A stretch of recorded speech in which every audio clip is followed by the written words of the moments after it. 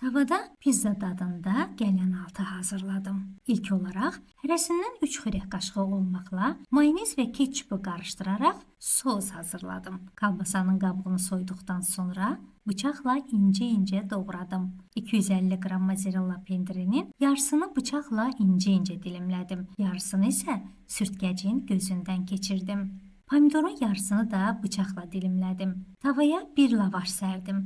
Üzərinə yarım xörək qaşığı sozdan əlavə edib yuxanın üzərində incə şəkildə yaydım. Üzərinə ikinci yuxanı sərib eyni qayda ilə sozladım.